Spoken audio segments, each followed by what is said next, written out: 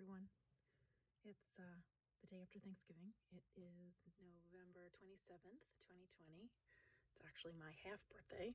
I don't know why I know that, and I watch it come every year.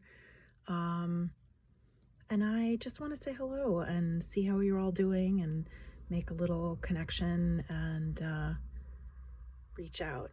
This is a highly unusual Thanksgiving weekend, as has everything been in 2020. So many of us are doing the right thing and having only Thanksgiving celebrations within our own households, or within equally safe COVID pods, for lack of a better term. I know my sister and her neighbors are all in the same, their kids are all in the same classes in the same school, and the parents are all working from home, and so they're sort of all together, so they're able to celebrate together. But I haven't been with any of my extended family now, as many of us have not since prior to March. And it was just my husband and daughter and I and the 4 cats and the 7 tanks of goldfish and not goldfish, 7 tanks of fish. And we had our little Thanksgiving dinner, and we made our 19th annual turkey cake, which was lovely. And now we have more cake than we could ever eat, just the 3 of us. Black Friday deals are going on. People are shopping, I think, in droves online, in record numbers online, based on how slow the internet is right now. I just wanted to reach out and say hi and hope that you're all doing well.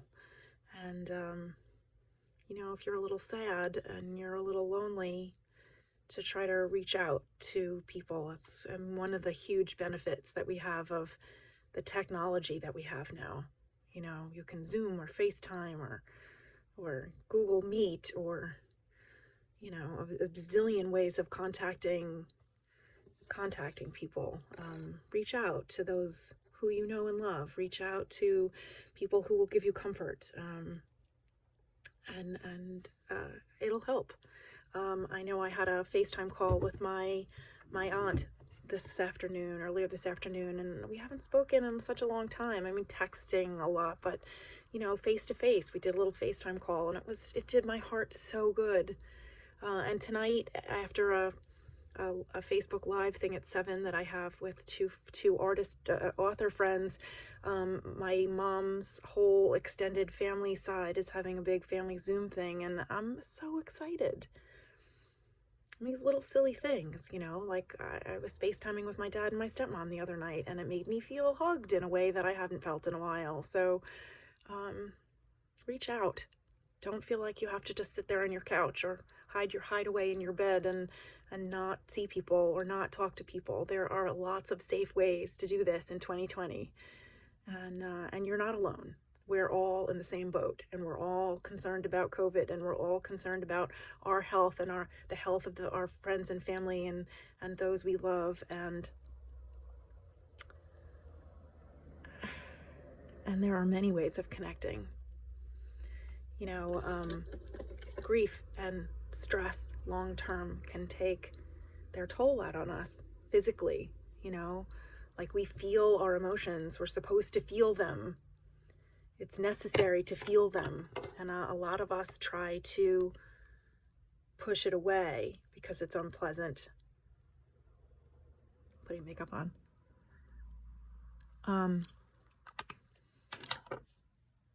No one wants to feel things that make them cry, and no one wants to feel things that make them sad, but it's necessary to feel them.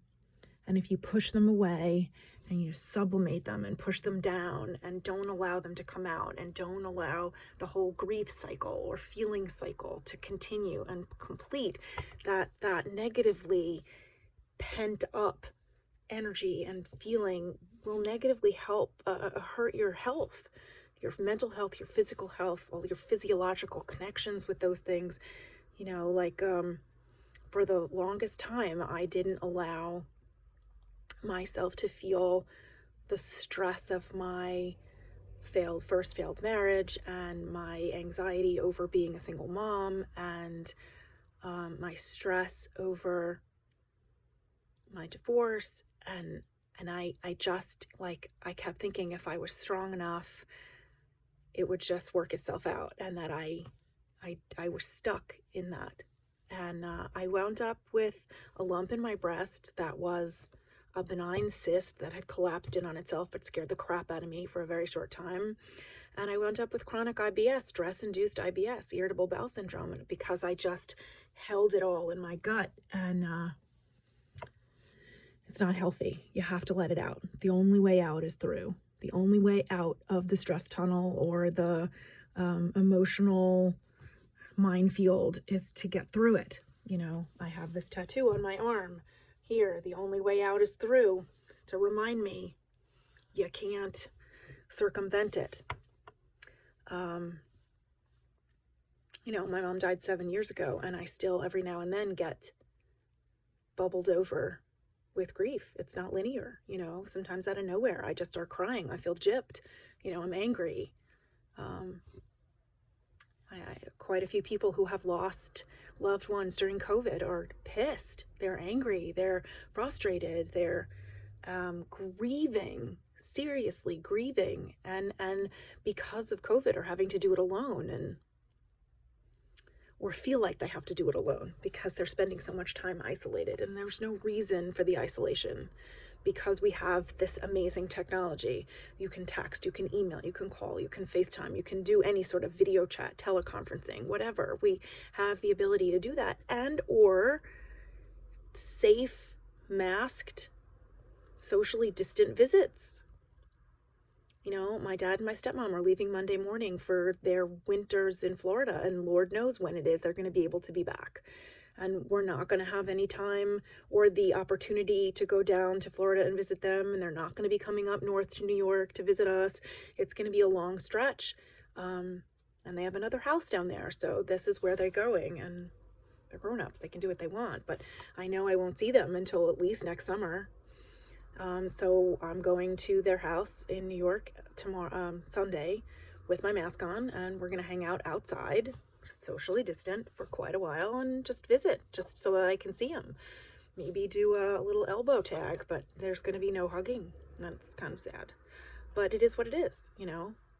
I want him to be safe. He's 81. I'm a teacher. I see hundreds of people every day, and no COVID test is going to absolutely convince me that I'm not carrying something. Not that I'm paranoid, but I want to be safe, and I want you all to be safe, and safeguard your families and safeguard your health, and just be well, and know that you're loved, and know that I'm thinking about you, and that every day I'm thinking about all of you, and I want you to be well.